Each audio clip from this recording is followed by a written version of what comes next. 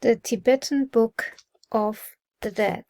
The second Bardo. The period of hallucinations. Chönyid Bardo.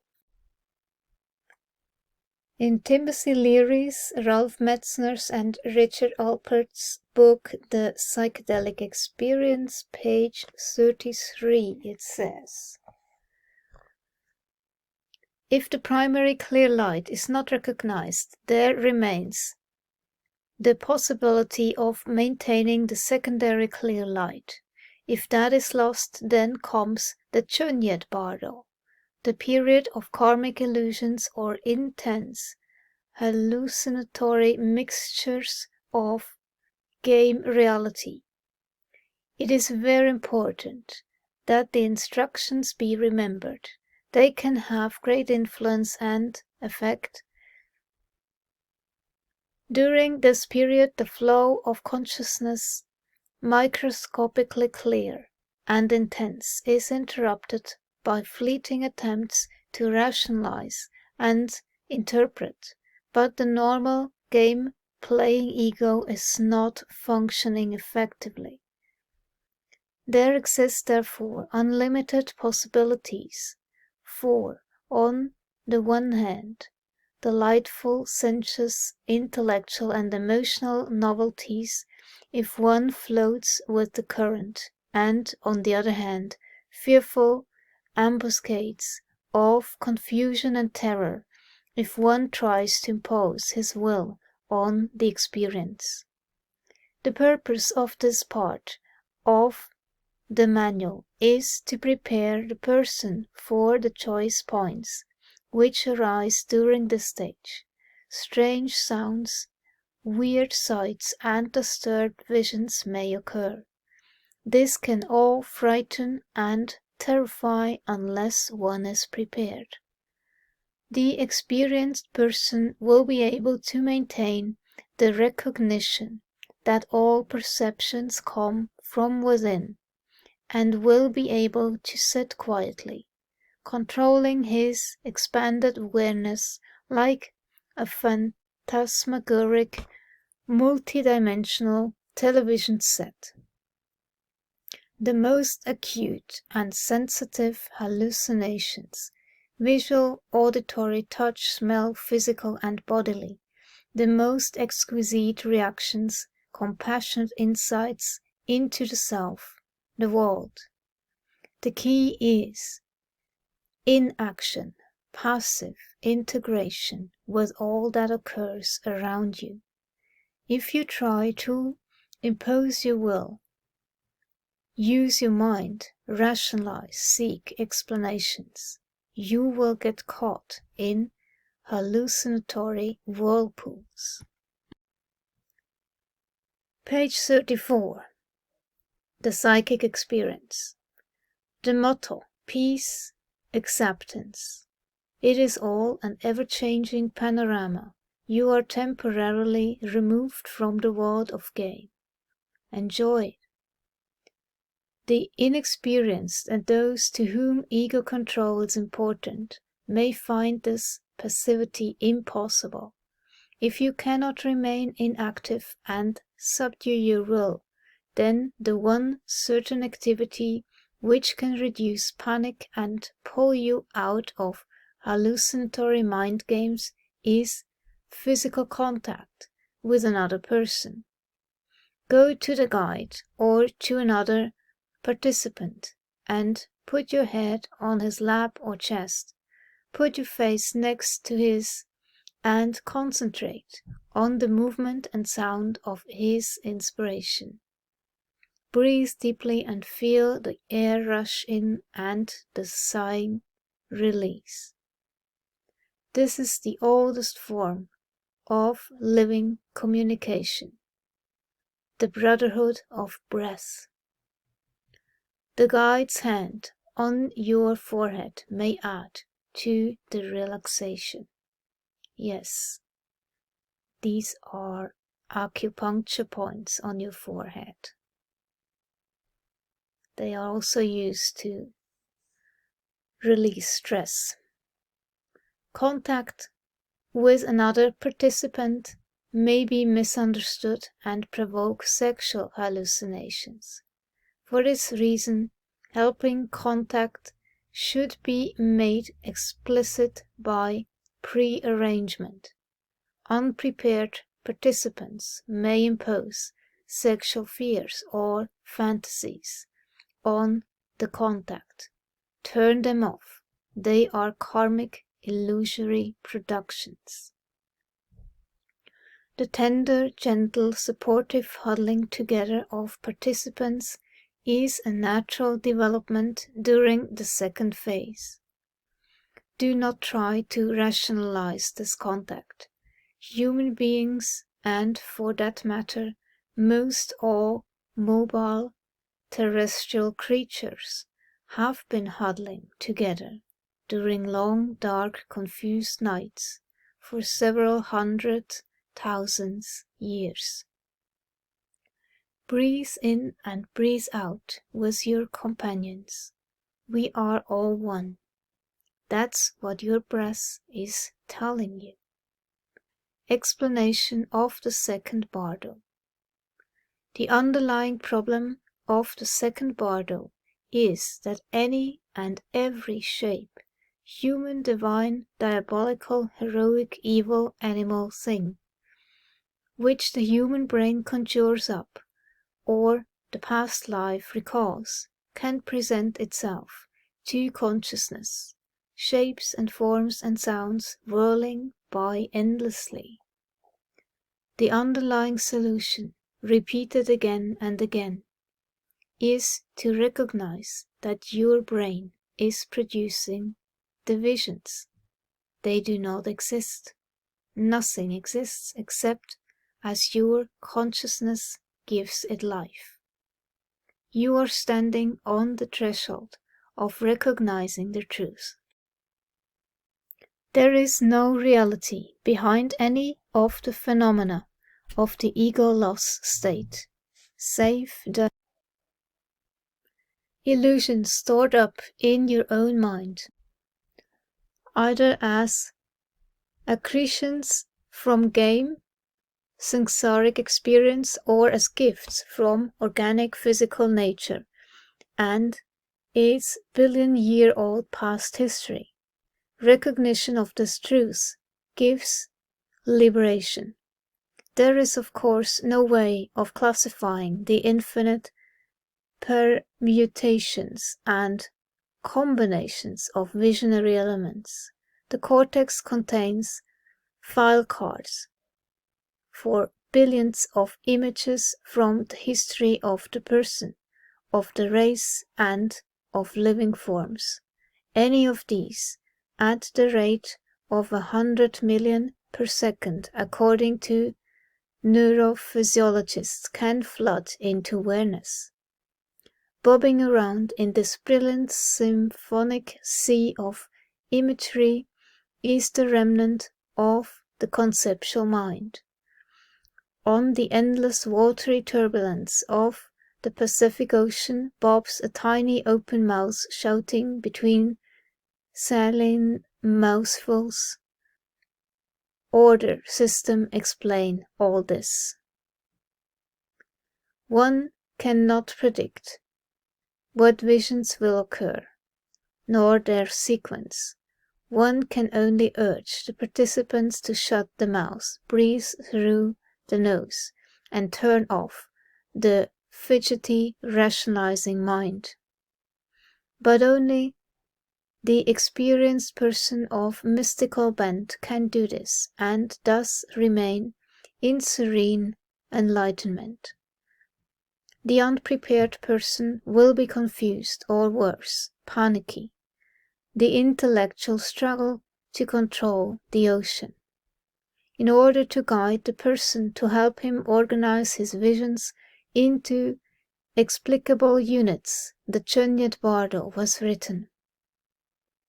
There are two sections, 7 peaceful deities with their symmetrically opposed ego traps, and 8 wrathful deities, who can be joyfully accepted as visionary productions, or fled from in terror. Each of the 7 peaceful deities, bisexual father-mother figures, are accompanied by consorts, attendants, lesser deities, saints, angel, heroes. Each of the restful deities is similarly accompanied. Lights, symbolic objects, beautiful, horrid, threatening, seething, are likewise seen. If read literally, the Tibetan Book of the Dead would have you expect the master of all visible shapes, or his opposite, the fondness for stupidity, on the first day, the immovable deity of happiness, and his consort, attendants and opposite, on the second, etc. The manual should of course not be used rigidly, exoterically, but should be taken in its esoteric allegorical form. Read from this perspective, we see that the lamas have listed, or named, 1,000 images which can boil up in the ever-changing, jeweled mosaic of the retina, that multi-layered swamp of billions of rods and cones, infiltrated like a Persian rug or a Mayan carving, with countless multicolored capillaries. By preparatory reading of the manual and by its repetition during the experience, the novice is led via suggestion to recognize this fantastic retinal kaleidoscope. Most important, he is told that they come from within. All the deities and demons, all heavens and hells, are internal. The student with a particular interest in Tibetan or Tantric Buddhism should steep himself in the text of the Chönyid Bardo. He should obtain colored plates of the 14 dramas of the Bardo, and he should arrange to have the guide lead him through the prescribed sequence during the drug sessions. This will provide an unforgettable series of liberations and will permit the devotee to emerge from the experience reincarnated in the Lamaist tradition. The aim of this manual is to make available the general outline of the Tibetan book and translate it into psychedelic English. For this reason, we shall not present the detailed sequence of Lamaist hallucinations, but rather list some apparitions commonly reported by Westerners. Following the Tibetan Tödol, we have classified Second Bardo visions into 7 types. 1. The source or creator vision. 2. The internal flow of archetypal processes. 3. The fire flow of internal unity. 4. The wave vibration structure of external forms. 5. The vibratory waves of external unity. 6. The retinal circus. 7. The magic theater. Visions 2 and 3 involve closed eyes and no contact with external stimuli. In Vision 2, the internal imaginary is primarily conceptual. The experience can range from revelation and insight to confusion and chaos, but the cognitive intellectual meaning is paramount. Page 28. Part 2. The Bardo of the Experiencing of Reality. Introductory instructions concerning the experiencing of reality during the 3rd stage of the Bardo. called the Chönyid Bardo, when the karmic apparitions appear. But even though the primary clear light be not recognized, the clear light of the second Bardo being recognized, liberation will be attained. If not liberated even by that, then that called the third Bardo or the Chönyid Bardo dawneth. In the third stage of the Bardo, the karmic illusions come to shine. It is very important that this great setting face to face of the Chönyid Bardo be read. It has much power and can do much good. About this time, the deceased can see that the share of food is being set aside, that the body is being stripped of its garments, that the place of the sleeping rug is being swept, can hear all the weeping and wailing of his friends and relatives, and although he can see them and can hear them calling upon him, they cannot hear him calling upon them, so he goeth away displeased. At that time, sounds, lights, and rays, all three, are experienced. These all frighten and terrify, and cause much fatigue. At this moment, the setting face to face with the Bardo during the experiencing of reality is to be applied. Call the deceased by name, and correctly and distinctly explain to him as follows. O nobly born, listen with full attention without being distracted. There are 6 states of Bardo, namely, the natural state of Bardo, while in the womb, the Bardo of the dream state, the Bardo of ecstatic equilibrium, while in deep meditation, the Bardo of the moment of death, the Bardo during the experiencing of reality, the Bardo of the inverse process of samsaric existence. These are the 6. O nobly born, thou wilt experience 3 Bardos, the Bardo of the moment of death, the Bardo during the experiencing of reality, and the Bardo while seeking rebirth. Of these 3, up to yesterday, thou hadst experienced the Bardo of the moment of death. Although the clear light of reality dawned upon thee, thou went unable to hold on, and so thou hast to wander here. Now henceforth thou art going to experience the other 2, the Chönyid Bardo and the Sitpa Bardo. Thou wilt pay undistracted attention to that with which I am about to set thee face to face, and hold on. O nobly born, that which is called death has now come. Thou art departing from this world, but thou art not the only one. Death cometh to all.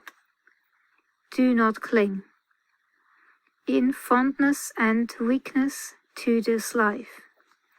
Even though clingest out of weakness, thou hast not the power to remain here. Thou wilt gain nothing more than wandering in this samsara. Footnote 1.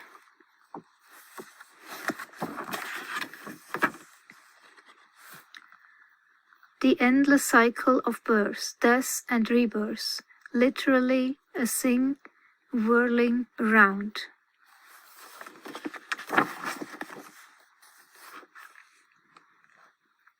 Be not attached to this world. Be not weak. Remember the precious Trinity. Footnote 2. The Buddha, the Dharma, and the Sangha.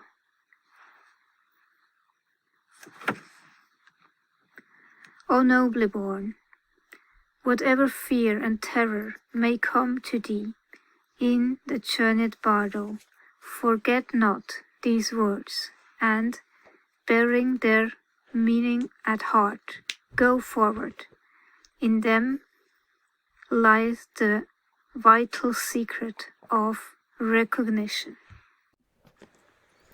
Page 30.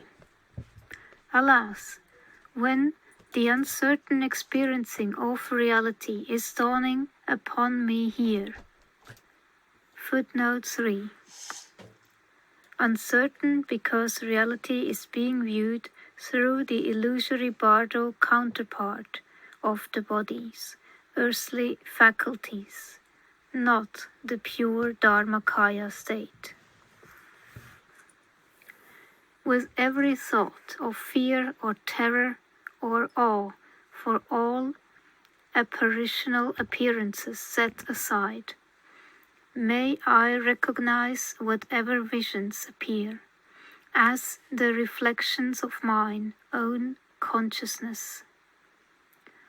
May I know them to be of the nature of apparitions in the Bardo, when at this all-important moment of opportunity of achieving a great end, may I not fear the bands of peaceful and wrathful deities, mine own thought forms.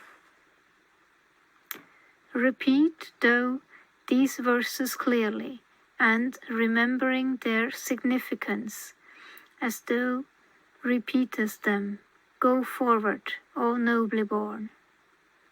Thereby, whatever visions of awe or terror appear, recognition is certain, and forget not this vital secret art lying therein.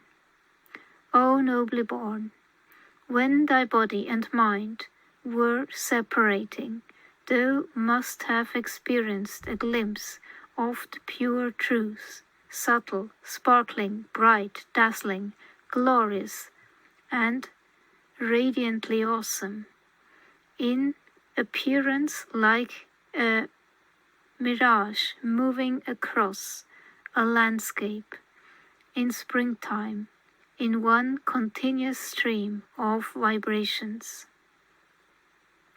Be not daunted thereby, nor terrified, nor awed. That is the radiance of thine own true nature. Recognize it.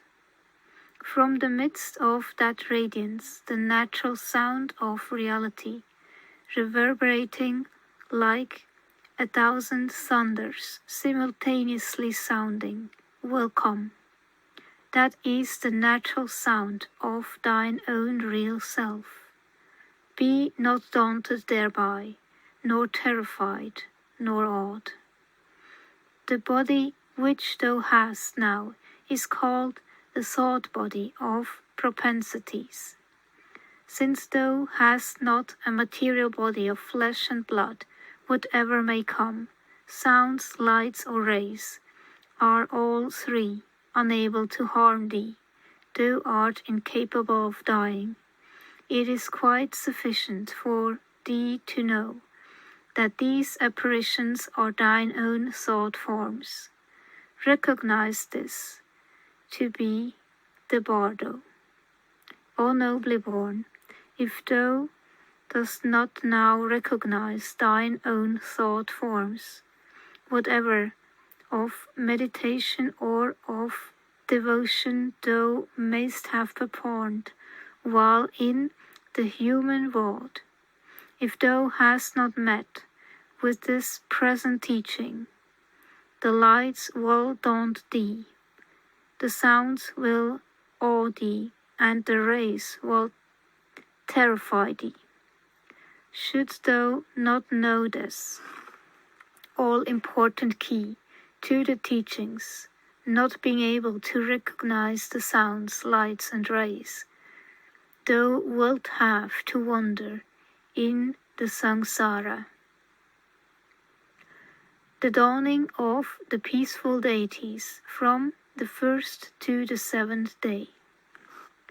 Assuming that the deceased is karmically bound, as the average departed one is, to pass through the 49 days of the Bardo existence, despite the very frequent settings face to face, the daily trials and dangers which he must meet and attempt to triumph over during the first 7 days, wherein dawn the peaceful deities, are next explained to him in detail.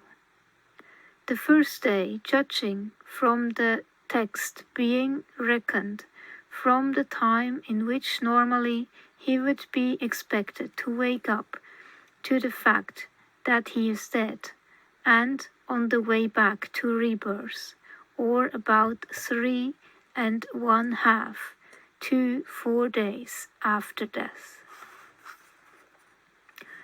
The first day. O nobly born, thou hast been in a swoon during the last 3½ days. As soon as thou art recovered from the swoon, thou wilt have the thought, what has happened? Act so that thou wilt recognize the Bardo. At that time, all the samsara will be in revolution, and the phenomenal appearances that thou wilt see then will be the radiances and deities.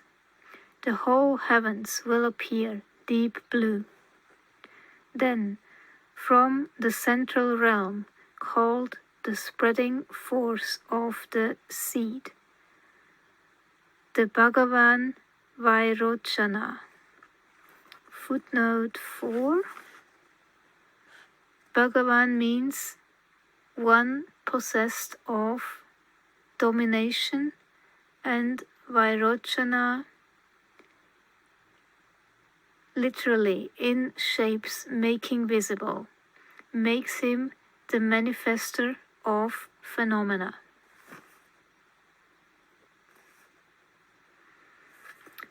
White in color and seated upon a lion's throne, bearing an 8-spoked wheel in his hand, and embraced by the Mother of the space of heaven, will manifest himself to thee. It is the aggregate of matter resolved into its primordial state, which is the blue light. The wisdom of the Dharma Dhatu, blue in color, shining, transparent, glorious, dazzling, from the heart of Vairochana as the Father-Mother. Footnote 5.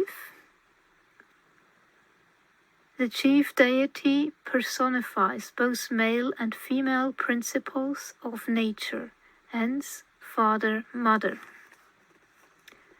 Will shoot forth and strike against thee with a light so radiant that thou wilt scarcely be able to look at it.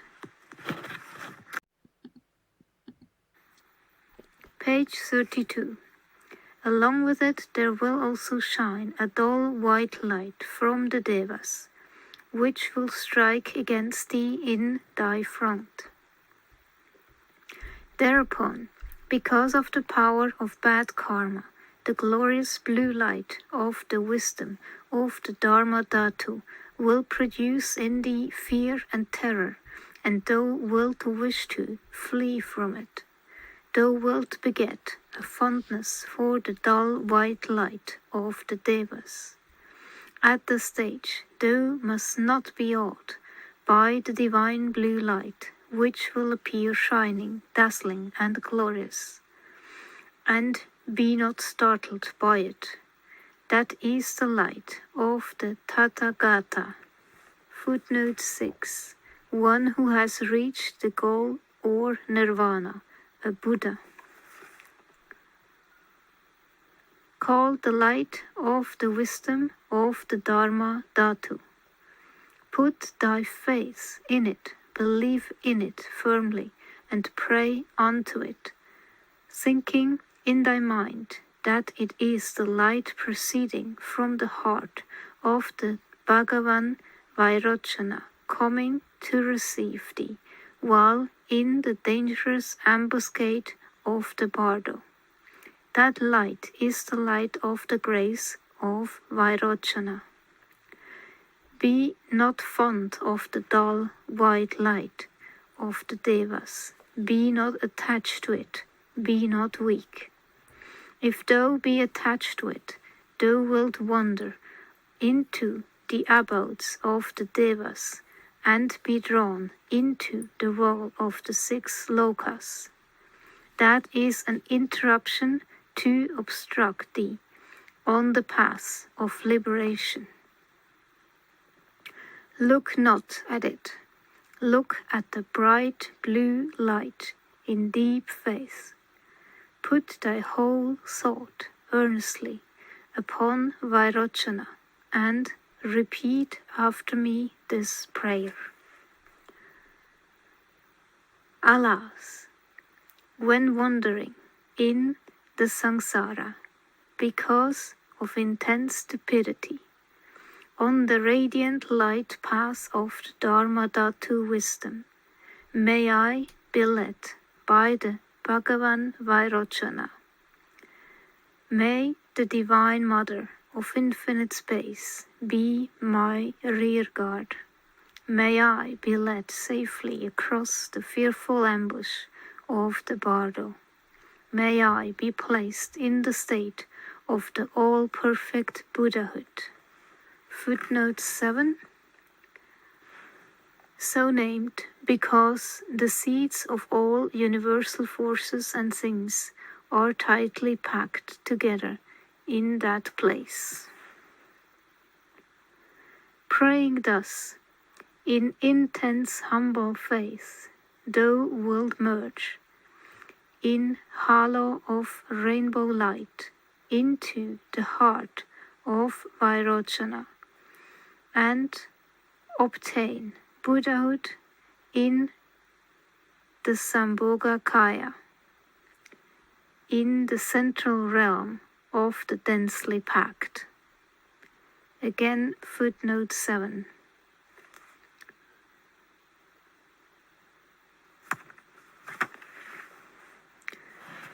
The second day. But if, notwithstanding this setting face to face, through power of anger or obscuring karma, one should be startled at the glorious light and flee, or be overcome by illusions despite the prayer, on the second day, Vajrasattva and his attendant deities, as well as one's evil deeds, meriting hell, will come to receive one. Thereupon the setting face to face is, calling the deceased by name thus, O nobly born, listen undistractedly. On the second day, the pure form of water will shine as a white light.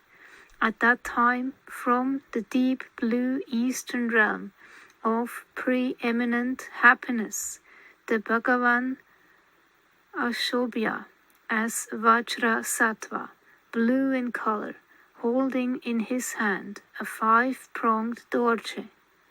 Footnote 8. The Lamaic scepter, the thunderbolt of Indra.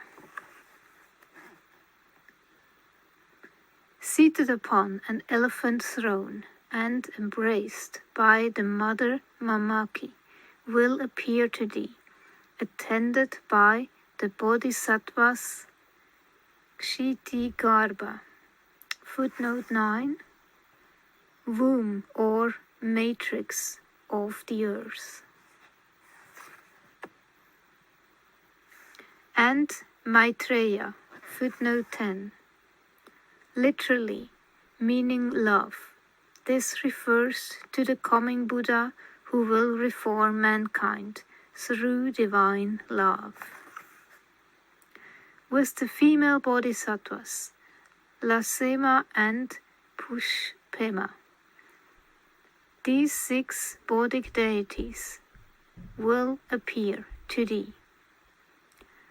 The aggregate of thy principle of consciousness, being in its pure form, which is the mirror-like wisdom, will shine as a bright, radiant white light from the heart of Vajra Sattva, the Father-Mother, which such dazzling brilliancy and transparency that thou wilt scarcely be able to look at it, and will strike against thee. And a dull smoke-colored light from hell will shine alongside the light of the mirror-like wisdom, and will also strike against thee. Thereupon, through the power of anger, thou wilt beget fear and be startled at the dazzling white light, and wilt wish to flee from it. Thou wilt beget a feeling of fondness for the dull smoke-colored light from hell. Act then so that thou wilt not fear that bright, dazzling, transparent white light. Know it to be wisdom. Put thy humble and earnest faith in it. That is the light of the grace of the Bhagavan Vajrasattva. Think with faith. I will take refuge in it and pray. That is the Bhagavan Vajrasattva coming to receive thee and to save thee from the fear and terror of the Bardo. Believe in it, for it is the hook of the race of grace of Vajrasattva. Footnote 11. A hook of salvation that draws the deceased away from the dangers of the Bardo. Be not fond of the dull smoke-colored light from hell. That is the path which opens out to receive thee because of the power of accumulated evil karma from violent anger. If thou be attracted by it, thou wilt fall into the hell worlds, and falling therein, thou wilt have to endure unbearable misery, whence there is no certain time of getting out, that being an interruption to obstruct thee on the path of liberation. Look not at it, and avoid anger. Be not attracted by it. Be not weak. Believe in the dazzling, bright white light, and putting thy whole heart earnestly upon the Bhagavan Vajrasattva. Page 34. Pray thus. Alas, when wandering in the samsara because of the power of violent anger, on the radiant light path of the mirror-like wisdom, may I be led by the Bhagavan Vajrasattva. May the Divine Mother Mamaki be my rear guard. May I be led safely across the fearful ambush of the Bardo, and may I be placed in the state of the all-perfect Buddhahood. Praying thus, in intense, humble faith, thou wilt merge in rainbow light into the heart of the Bhagavan Vajrasattva, and obtain Buddhahood in the Sambhoga Kaya, in the Eastern realm, called preeminently happy. The third day. Yet even when set face to face in this way, some persons, because of obstructions from bad karma and from pride, although the hook of the race of grace striketh against them, flee from it. If one be one of them, then, on the third day, the Bhagavan Ratna Sambhava, footnote 12, the beautifier, from whom comes all that is precious, a personified characteristic of the Buddha, and his accompanying deities, along with the light path from human world, will come to receive one simultaneously. Again, calling the deceased by name, the setting face to face is thus: O nobly born, listen undistractedly. On the third day, the primal form of the element earth will shine forth as a yellow light. At that time, from the southern realm endowed with glory, the Bhagavan Ratna Sambhava, yellow in color, bearing a jewel in his hand, seated upon a horse throne, and embraced by the Divine Mother Sangyai Janma, footnote 13. She of the Buddha eyes will shine upon thee. The two bodhisattvas, Akasha Garbha, footnote 14, womb or matrix of the sky, and Samanta Bhadra, footnote 15, the spiritual son of the Dhyani Buddha Vairochana, attached by the two female bodhisattvas, Malaima and Dupema, in all six Bodic forms, will come to shine from amidst a rainbow halo of light. The aggregate of touch in its primal form, as the yellow light of the wisdom of equality, dazzlingly yellow, glorified with orbs having satellite orbs of radiance, so clear and bright that the eye can scarcely look upon it, will strike against thee. Side by side with it, the dull bluish-yellow light from the human world will also strike against thy heart, along with the wisdom light. Thereupon, through the power of egotism, thou wilt beget a fear from the dazzling yellow light, and wilt wish to flee from it. Thou wilt be fondly attracted towards the dull bluish yellow light from the human world.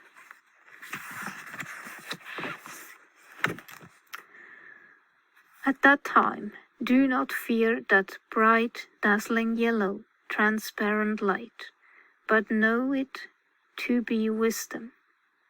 In that state, keeping thy mind resigned, trust in it earnestly and humbly. If thou knowest it to be the radiance of thine own intellect, although thou exertest not thy humility and faith and prayer to it, the divine body and light will merge into thee inseparably, and thou wilt obtain Buddhahood. If thou dost not recognize the radiance of thine own intellect, Think with faith. It is the radiance of the grace of the Bhagavan Ratna Sambhava.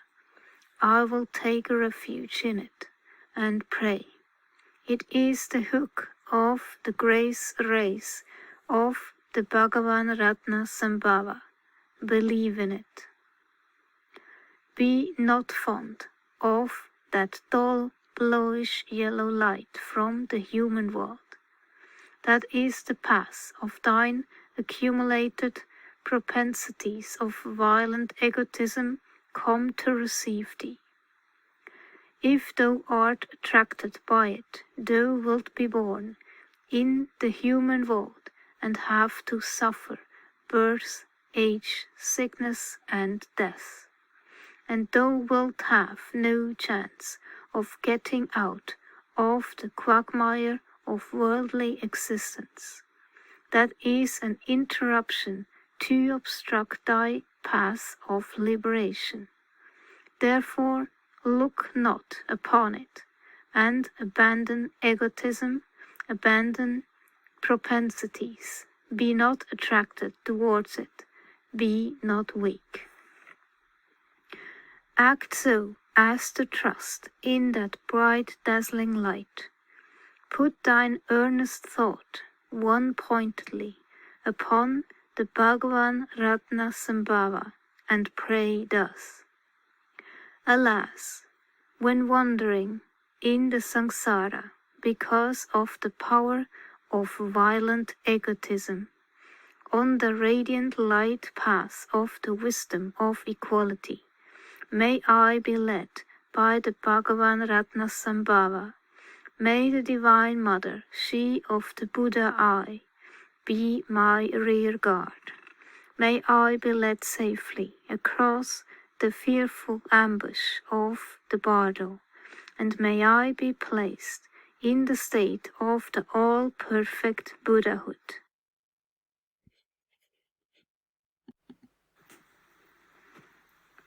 Be praying thus with deep humility and faith. Thou wilt merge into the heart of the Bhagavan Ratna Sambhava, the Divine Father Mother, the halo of rainbow light, and attain Buddhahood in the Sambhogakaya, in the southern realm endowed with glory. The fourth day. By thus being set face to face, however weak the mental faculties may be, there is no doubt of one's gaining liberation. Yet, though so often set face to face, there are classes of men who, having created much bad karma, or having failed in observance of vows, or their lot for higher development being altogether lacking, prove unable to recognize their obscurations and evil karma from covetousness and miserliness, produce awe of the sounds and radiances, and they flee. If one be of these classes, then on the fourth day, the Bhagavan Amitabha, footnote 16, an embodiment of one of the Buddha attributes or wisdoms, Amitabha personifies eternal life, and his attendant deities together with the light path from the Pretaloka proceeding from miserliness and attachment will come to receive one simultaneously.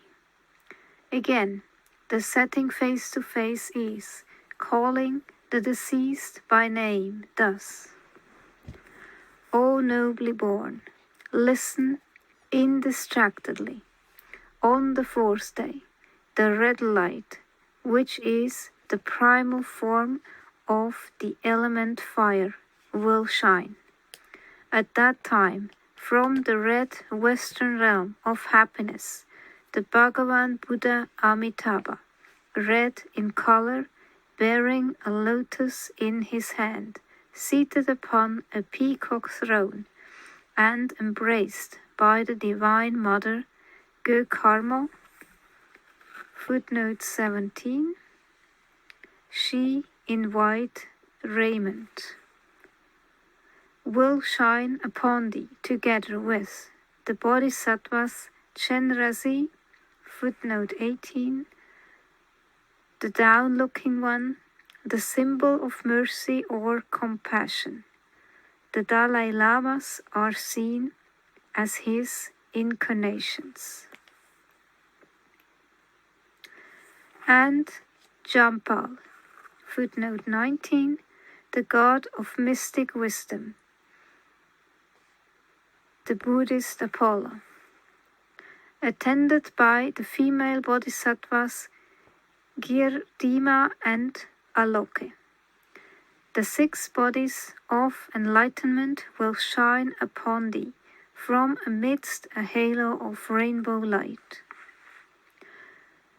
The primal form of the aggregate of feelings as the red light of all discriminating wisdom, glitteringly red, glorified with orbs and satellite orbs, bright, transparent, glorious, and dazzling, proceeding from the heart of the Divine Father Mother Amitabha, will strike against thy heart so radiantly that thou wilt scarcely be able to look upon it. Fear it not.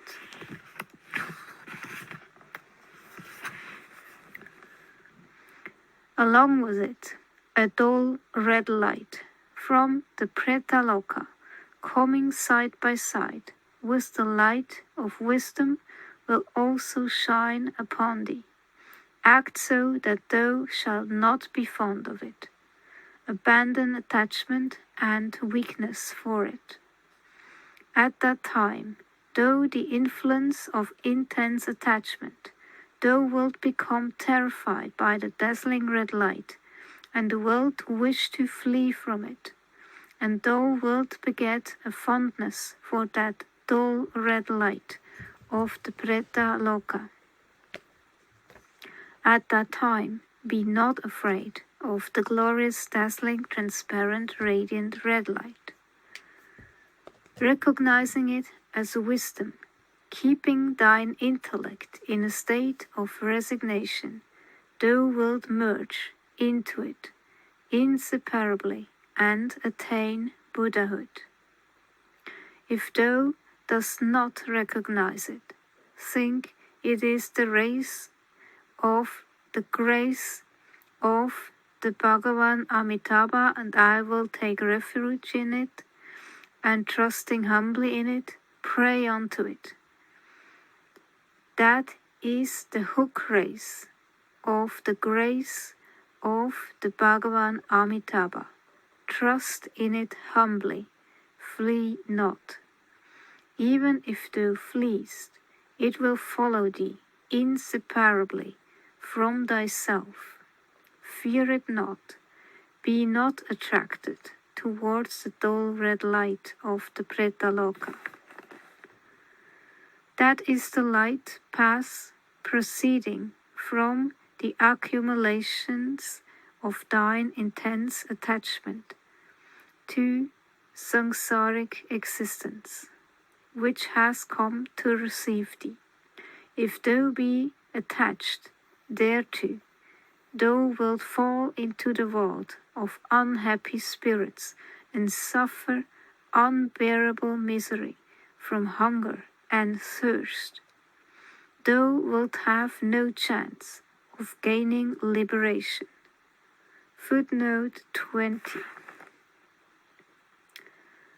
Once the deceased becomes a preta, or unhappy ghost, the attainment of nirvana is no longer possible.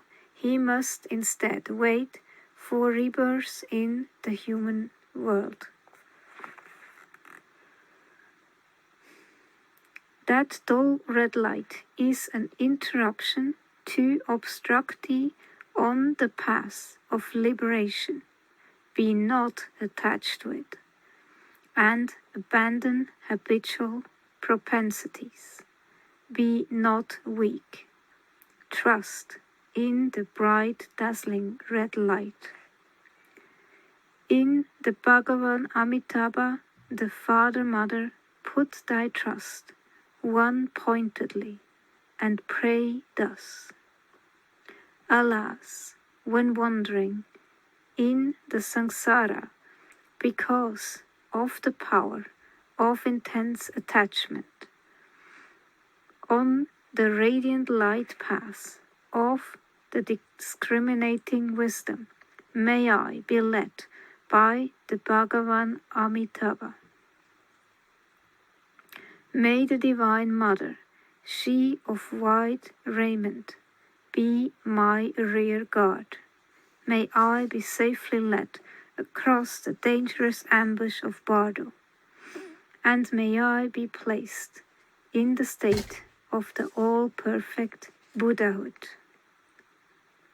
By praying thus humbly and earnestly, thou wilt merge into the heart of the Divine Father-Mother, the Bhagavan Amitabha, in halo of rainbow light, and attain Buddhahood in the Sambhoga Kaya, in the Western realm named Happy.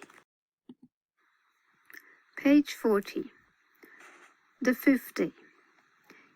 It is impossible that one should not be liberated thereby.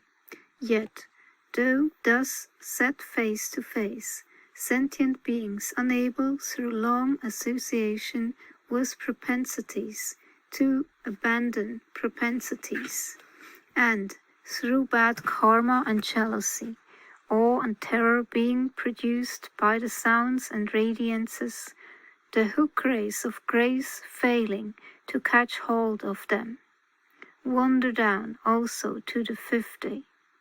If one be such a sentient being, thereupon the Bhagavan Amoga Siddhi, footnote 21, Almighty Conqueror, with his attendant deities and the light and rays of his grace, will come to receive one. A light proceeding from the Ashura Loka, produced by the evil passion of jealousy, will also come to receive one. The setting face to face at that time is calling the deceased by name thus: O nobly born, listen undistractedly. On the fifth day, the green light of the primal form of the element air will shine upon thee. At that time, from the green northern realm of successful performance of best actions, the Bhagavan Buddha Amoga Siddhi, green in color, bearing a cross dorje, footnote 22, a dorje with 4 heads, in hand, seated upon a sky-traversing harpy throne, footnote 23. There is a Tibetan belief in harpies that are human from the waist upwards and bird-like from the waist downwards. Embraced by the Divine Mother, the faithful Dharma, footnote 24, the divine consort of Avalokiteshvara,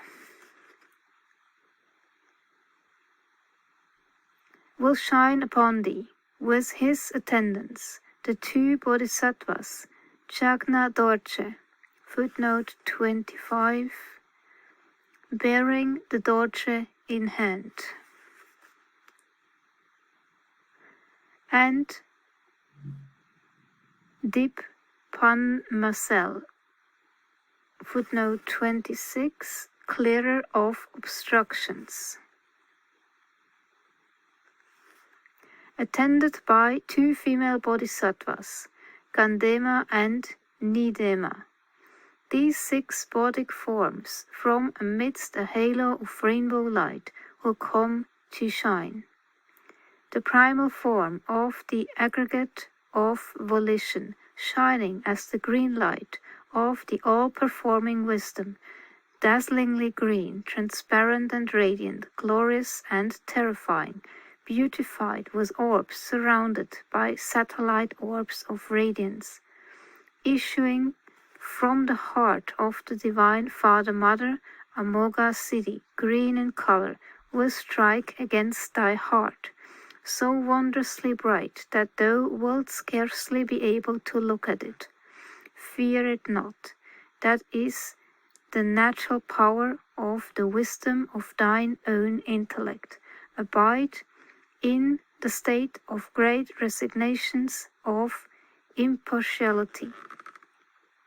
Along with it, i.e. the green light of the all-performing wisdom, a light of dull green color from the Ashura Loka, produced from the cause of the feeling of jealousy coming side by side with the wisdom rays, will shine upon thee. Meditate upon it with impartiality, with neither repulsion nor attraction. Be not fond of it. If thou art of low mental capacity, be not fond of it. Thereupon, through the influence of intense jealousy, footnote 27, the karmic tendencies to jealousy, thou wilt be terrified at the dazzling radiance of the green light and wilt wish to flee from it, and thou wilt beget a fondness for that dull green light of the Ashura Loka. At that time, fear not the glorious and transparent, radiant and dazzling green light, but know it to be wisdom, and in that state allow thine intellect to rest in resignation, or else think it is the hook rays of the light of grace of the Bhagavan Amoga Siddhi, which is the all-performing wisdom. Believe thus on it, flee not from it. Even though thou shouldst flee from it, it will follow thee inseparably from thyself. Fear it not. Be not fond of that dull green light of the Ashura Loka. That is the karmic path of acquired intense jealousy, which has come to receive thee. If thou art attracted by it, thou wilt fall into the Ashura Loka and have to engage in unbearable miseries of quarreling and warfare. That is an interruption to obstruct thy path of liberation. Be not attracted by it. Abandon thy propensities. Be not weak. Trust in the dazzling green radiance, and putting thy whole thought one-pointedly upon the Divine Father-Mother, the Bhagavan Amoga Siddhi. Pray thus. Alas, when wandering in the samsara because of the power of intense jealousy, on the radiant light path of the all-performing wisdom, may I be led by the Bhagavan Amoga Siddhi. May the Divine Mother, the faithful Tara, be my rearguard. May I be led safely across the dangerous ambush of the Bardo, and may I be placed in the state of the all-perfect Buddhahood. By praying thus, with intense faith and humility, thou wilt merge into the heart of the Divine Father-Mother, the Bhagavan Amoga Siddhi, in halo of rainbow light, and attain Buddhahood. In the Sambhoga Kaya, in the northern realm of heaped up good deeds. Page 42. The sixth day. Being thus set face to face at various stages, however weak one's karmic connections may be, one should have recognized in one or the other of them, and where one has recognized in any of them, it is impossible not to be liberated. Yet, although set face to face so very often in that manner, one long habituated to strong propensities and lacking in familiarity with and pure affection for wisdom may be led backwards by the power of one's own evil inclinations. Despite these many introductions, the hook rays of the light of grace may not be able to catch hold of one. One may still wander downwards because of one's begetting the feeling of awe and terror of the light and rays. Thereupon all the divine fathers, mothers of the 5 orders of Dhyani Buddhas with their attendants will come to shine upon one simultaneously. At the same time, the lights proceeding from the 6 lokas will likewise come to shine upon one simultaneously. The setting face to face, for that is, calling the deceased by name thus: O nobly born, until yesterday each of the 5 orders of deities had shone upon thee, one by one, and thou hadst been set face to face, but owing to the influence of thine evil propensities, thou wert awed and terrified by them, and hast remained here till now.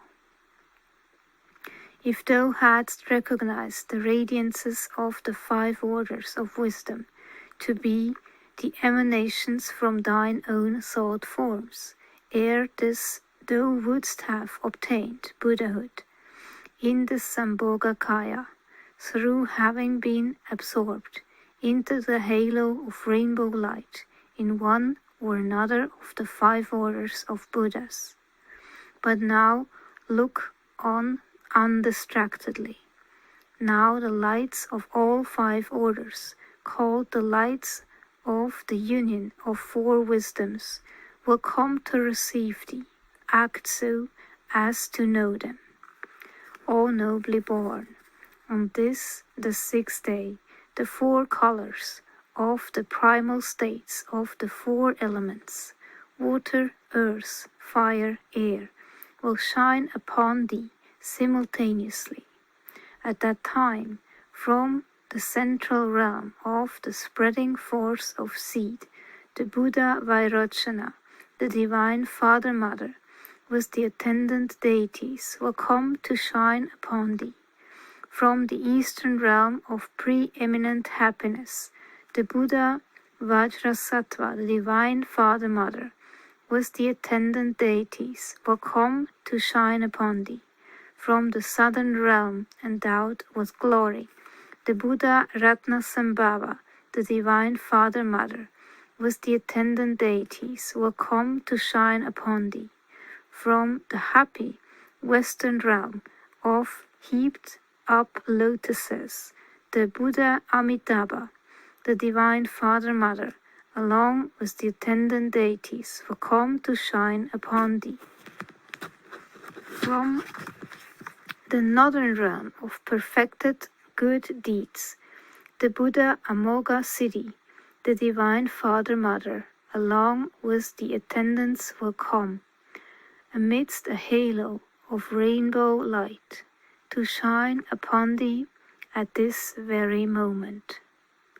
O nobly born, on the outer circle of these 5 pair of Dhyani Buddhas, the 4 doorkeepers, the wrathful ones, the victorious one, the destroyer of the Lord of Death, the horse-necked king, the urn of nectar with the 4 female doorkeepers, the goat-bearer, the noose-bearer, the chain-bearer, and the bell-bearer, along with the Buddhas of the Devas, named the one of supreme power, the Buddha of the Asuras, named he of strong texture, the Buddha of mankind, named the lion of the Shakyas, the Buddha of the brood kingdom, named the unshakable lion, the Buddha of the Pretas, named the one of the flaming mouse, and the Buddha of the lower world, named the King of Truth. These, the 8 father-mother doorkeepers, and the 6 teachers, the victorious ones, will come to shine too. The all-good Father and the all-good Mother, the great ancestors of all the Buddhas, Samanta Bhadra and Samanta Bhadra, the Divine Father and the Divine Mother, these 2 also will come to shine. These 42 perfectly endowed deities issuing from within thy heart, being the product of thine own pure love, will come to shine. Know them. O nobly born, these realms are not come from somewhere outside thyself. They come from within the 4 divisions of thy heart, which, including its center, make the 5 directions. They issue from within there and shine upon thee. The deities too are not come from somewhere else. They exist from eternity within the faculties of thine own intellect. Footnote 28. In Northern Buddhism, man is the microcosm of the macrocosm. Known them to be of that nature. O nobly born, the size of all these deities is not large, not small, but proportionate. They have their ornaments, their colors, their sitting postures, their thrones, and the emblems that each holds. These deities are formed into groups of 5 pairs, each group of 5 being surrounded by a 5-fold circle of radiances. The male bodhisattvas partaking of the nature of the Divine Fathers, and the female bodhisattvas partaking of the nature of the Divine Mothers. All these divine conclaves will come to shine upon thee in one complete conclave. They are thine own tutelary deities. Footnote 29. They are the visualizations of the individual who believes in them. Know them to be such.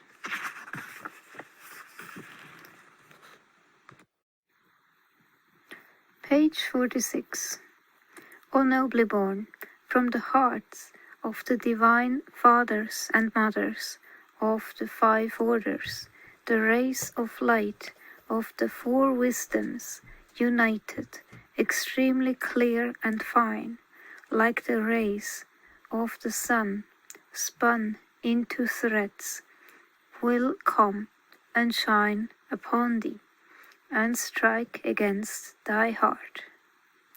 On the path of radiance there will come to shine glorious orbs of light, blue in color, emitting rays, the Dharma Dhatu wisdom itself, each appearing like an inverted turquoise cup, surrounded by similar orbs, smaller in size, glorious and dazzling, radiant and transparent, each made more glorious with 5 yet smaller satellite orbs dotted round about with 5 starry spots of light of the same nature, leaving neither the center nor the borders of the blue light path unglorified by the orbs and the smaller satellite orbs. From the heart of Vajrasattva, the white light path of the mirror-like wisdom, white and transparent, glorious and dazzling, glorious and terrifying, made more glorious with orbs surrounded by smaller orbs of transparent and radiant light upon it, each like an inverted mirror, will come to shine.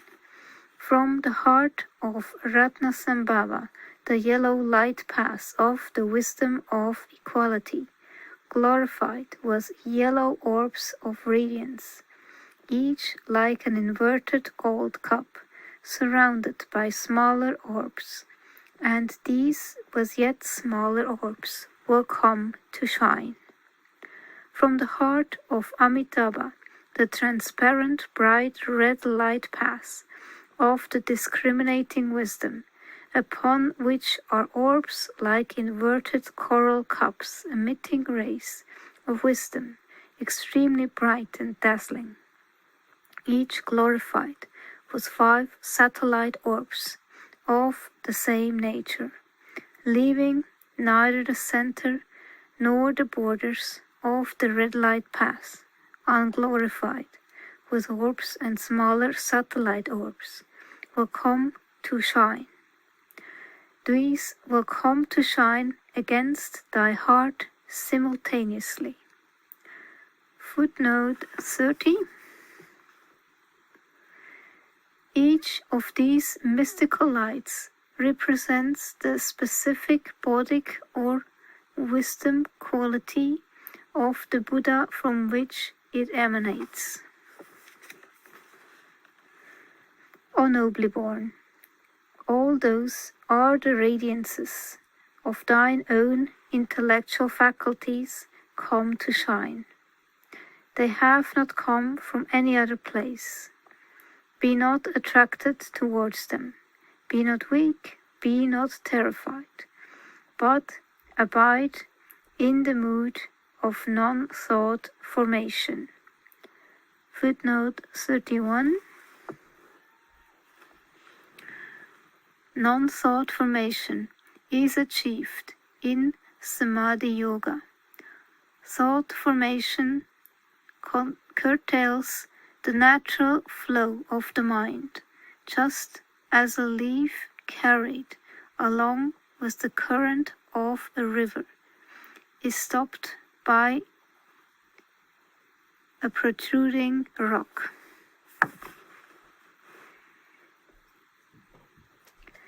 In that state, all the forms and radiances will merge into thyself, and Buddhahood will be obtained.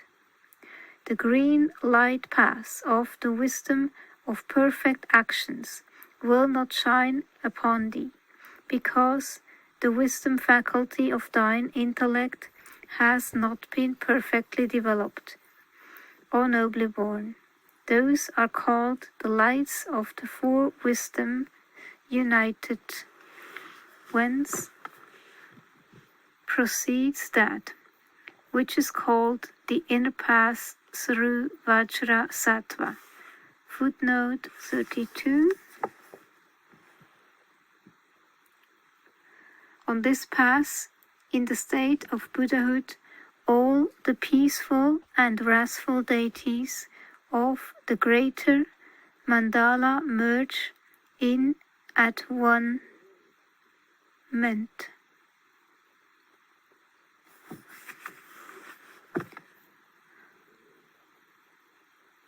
At that time, thou must remember the teachings of the setting face to face, which thou hast had from thy Guru. If thou hast remembered the purport of the settings face to face, thou wilt have recognized all these lights which have shone upon thee, as being the reflections of thine own inner light, and having recognized them as intimate friends, thou wilt have believed in them, and have understood them at the meeting, as a son understandeth his mother, and believing in the unchanging nature of the pure and holy truth, thou wilt have had produced in thee the tranquil flowing samadhi, and having merged into the body of the perfectly evolved intellect, thou wilt have obtained Buddhahood in the Sambhoga Kaya, whence there is no return. O nobly born, along with the radiances of wisdom, the impure, illusory lights of the 6 lokas will also come to shine. If it be asked, what are they? They are a dull white light from the Devas, a dull green light from the Asuras, a dull yellow light from human beings, a dull blue light from the brutes, a dull reddish light from the pretas, and a dull smoke-colored light from hell. These 6 thus will come to shine, along with the 6 radiances of wisdom, whereupon be not afraid of, nor be attracted towards any, but allow thyself to rest in the non-thought condition. If thou art frightened by the pure radiances of wisdom and attracted by the impure lights of the 6 lokas, then thou wilt assume a body in any of the 6 lokas and suffer samsaric miseries, and thou wilt never be emancipated from the ocean of samsara, wherein thou wilt be whirled round and round, and made to taste of the sufferings thereof. O nobly born, if thou art one who has not obtained the select words of the Guru, thou wilt have fear of the pure radiances of wisdom and of the deities thereof. Being thus frightened, thou wilt be attracted towards the impure samsaric objects. Act not so. Humbly trust in the dazzling pure radiances of wisdom. Frame thy mind to faith, and think. The compassionate radiances of wisdom of the 5 orders of Buddhas have come to take hold of me out of compassion. I take refuge in them, not yielding to attraction towards the illusory lights of the 6 lokas, but devoting thy whole mind one-pointedly towards the Divine Fathers and Mothers, the Buddhas of the 5 orders. Pray thus.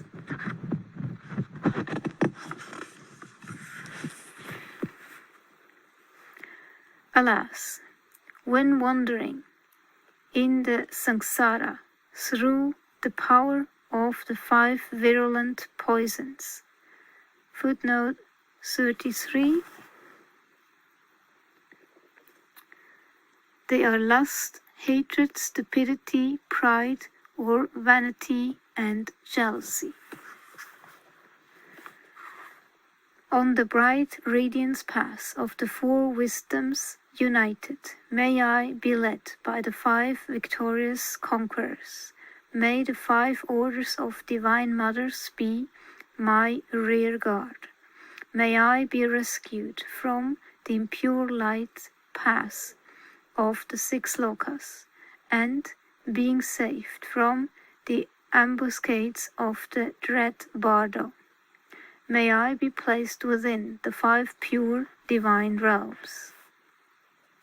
By thus praying, one recognizeth one's own inner light, and merging one's self therein, in at one moment, Buddhahood is attained through humble faith. The ordinary devotee cometh to know himself, and obtaineth liberation. Even the most lowly, by the power of the pure prayer, can close the doors of the 6 lokas, and, in understanding the real meaning of the 4 wisdoms united, obtain Buddhahood by the hollow pathway through Vajra Sattva. Footnote 35. Vajra Sattva represents the void through which the pathway to liberation runs. Thus, by being set face to face in that detailed manner, those who are destined to be liberated will come to recognize the truth. Footnote 35. The truth is that the phenomena of the Bardo plane are not real. They are just delusions stored in one's mind from samsaric experiences. Recognition of this fact is followed by liberation. Thereby, many will attain liberation. The worst of the worst, those of heavy evil karma, having not the least predilection for any religion, and some who have failed in their vows, through the power of karmic illusions, not recognizing, although set face to face with truth, will stray downwards. Page 48. The 7th day. On the 7th day, the knowledge-holding deities from the holy paradise realms come to receive one, simultaneously. The pathway to the brood world, produced by the obscuring passion, stupidity, also cometh to receive one. The setting face to face at that time is, calling the deceased by name, thus: O nobly born, listen undistractedly. On the 7th day, the vari-colored radiance of the purified propensities will come to shine. Simultaneously, the knowledge-holding deities from the holy paradise realms will come to receive one. From the center of the circle or mandala, enhaloed in radiance of rainbow light, the supreme knowledge-holding deity, the lotus lord of dance, the supreme knowledge holder, who ripens karmic fruits, radiant with all 5 colors, embraced by the Divine Mother, the red Dakini. Footnote 36.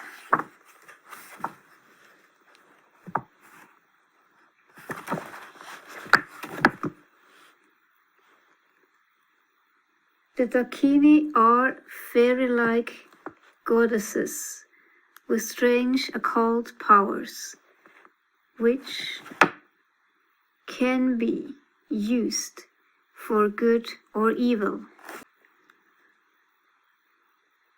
Holding a crescent knife and a skull filled with blood. Footnote 37. Filling the skull with blood symbolizes the renunciation of both human life and the samsara, and self-sacrifice on the cross of the world. Dancing and making the mudra. Footnote 38.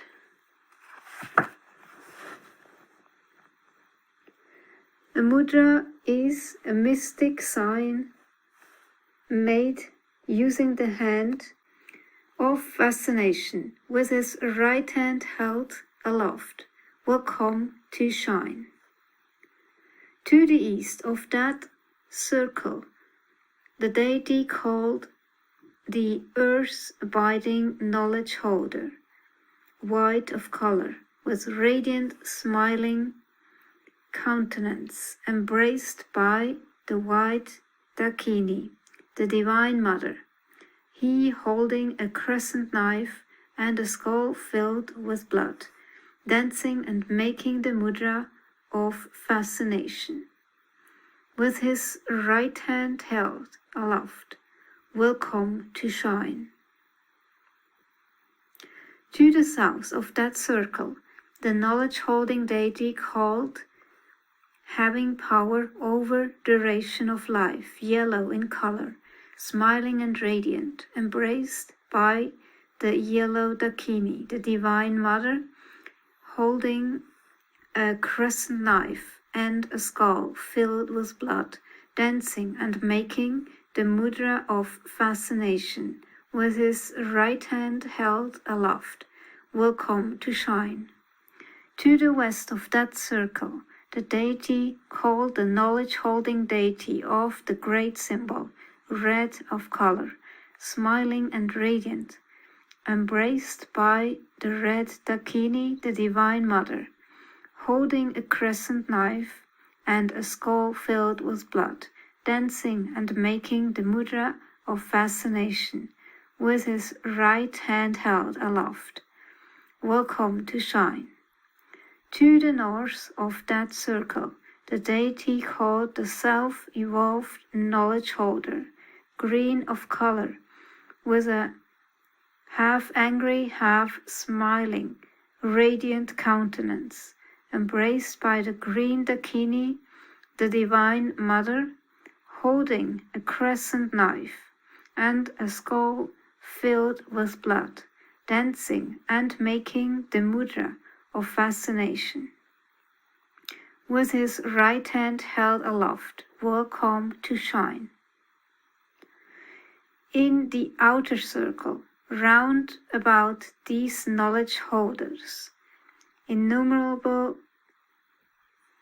bands of Dakinis, Dakinis of the 8 places of cremation, Dakinis of the 4 classes, Dakinis of the 3 abodes, Dakinis of the 30 holy places, and of the 24 places of pilgrimage, heroes, heroines, celestial warriors, and faith-protecting deities, male and female, each bedecked with the 6 bone ornaments, having drums and thigh bone trumpets, skull timbers, banners of gigantic human-like hides.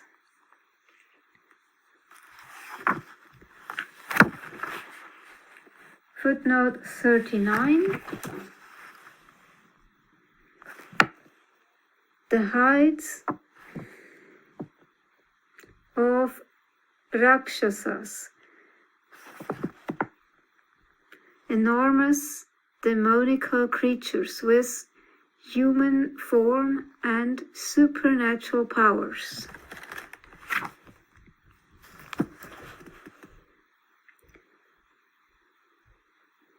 human-hide canopies, human-hide bannerets, fumes of human-fat incense, and innumerable other kinds of musical instrument, filling with music the whole world systems, and causing them to vibrate, to quake and tremble, with sounds so mighty as today's one's brain, and dancing various measures, will come to receive the faithful and punish the unfaithful. Footnote 40.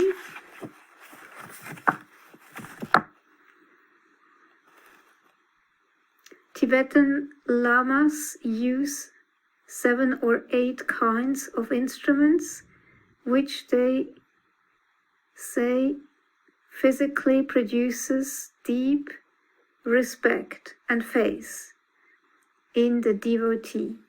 The sounds are the counterparts of those of the human body, which can be heard when the ears are stopped up by the fingers.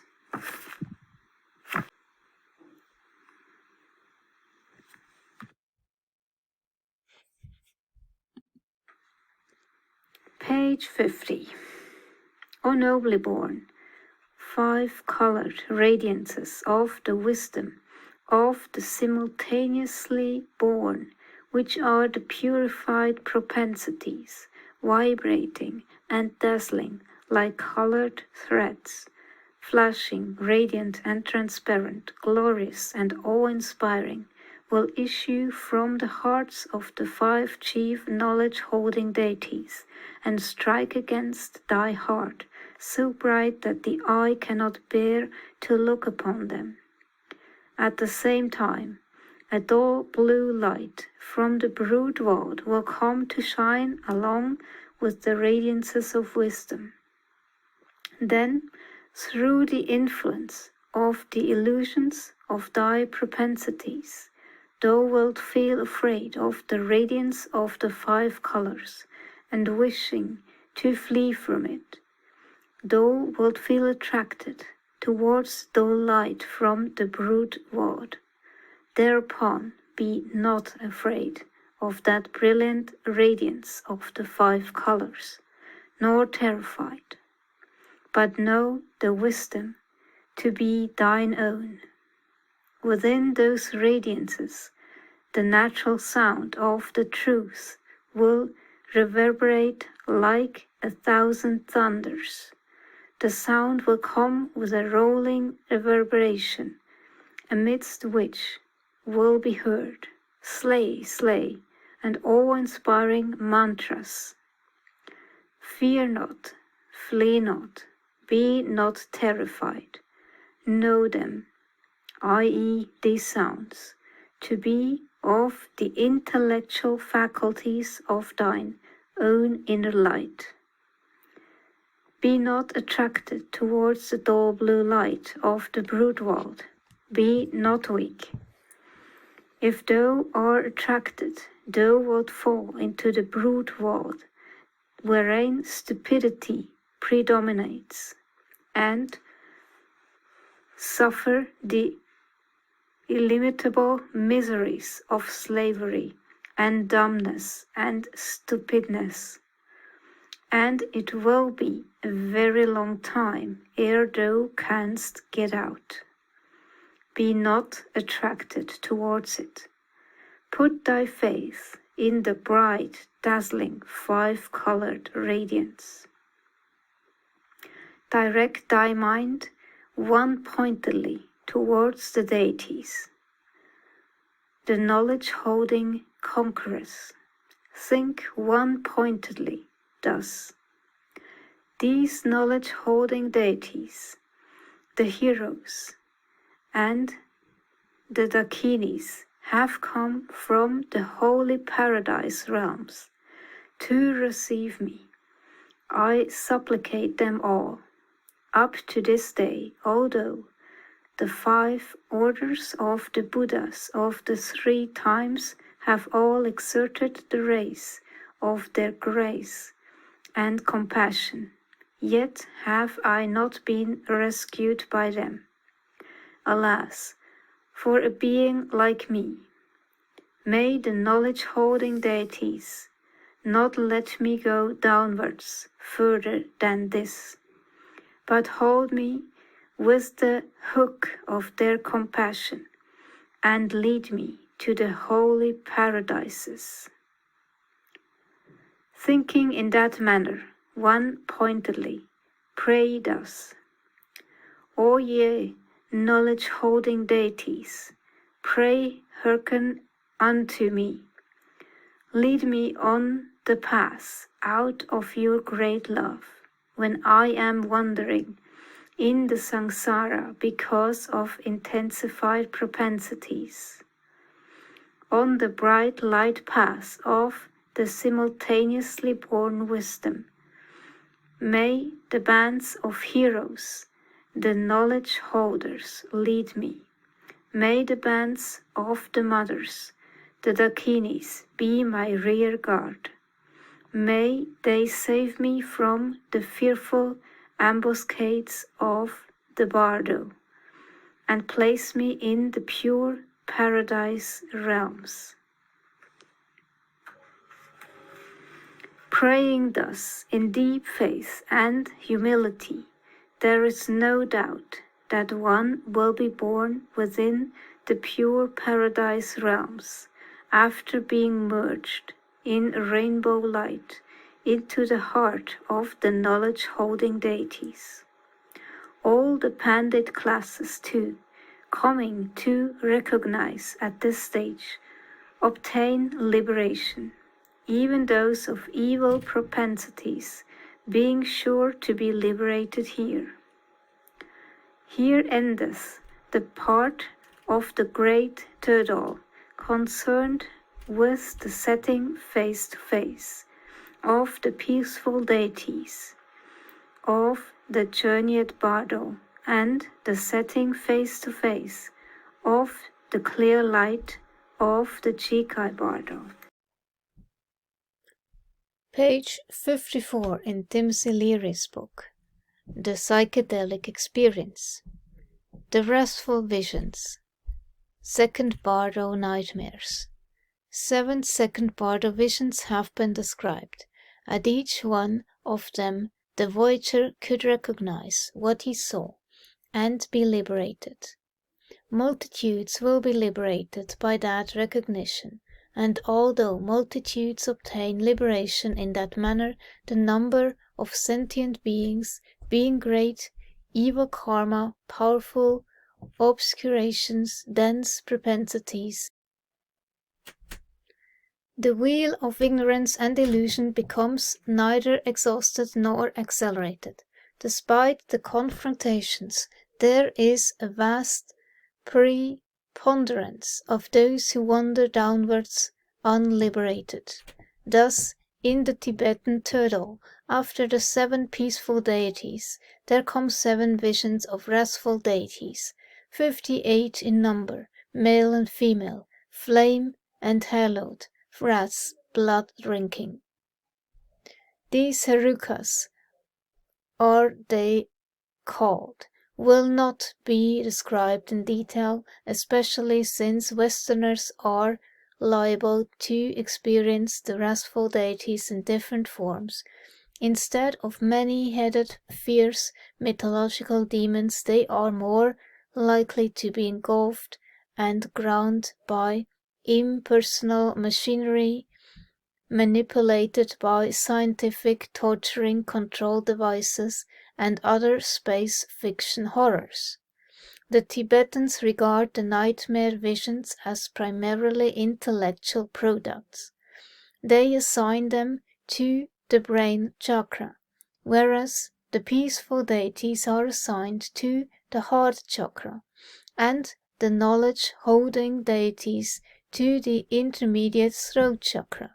They are the reaction of the mind to the process of consciousness expansion. They represent the attempts of the intellect to maintain its threatened boundaries.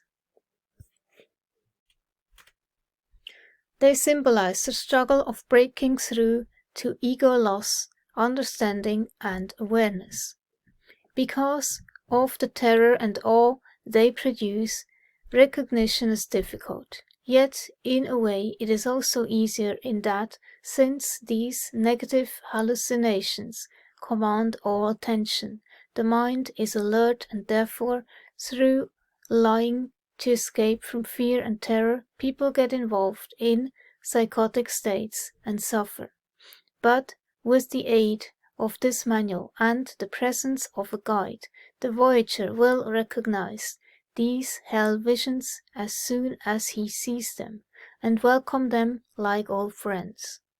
Again, when psychologists, philosophers, and psychiatrists who do not know these teachings experience ego loss, however assiduously they may have devoted themselves to academic study, and however clever they may have been expounding intellectual theories, none of the higher phenomena will appear. This is because they are unable to recognize the visions occurring in these psychedelic experiences, suddenly seeing something they had never seen before, and possessing no intellectual concept. They view it as inimical and antagonistic feelings arising. They pass into miserable states. Thus, if one has not had practical experience with these teachings, the radiances and lights will not appear.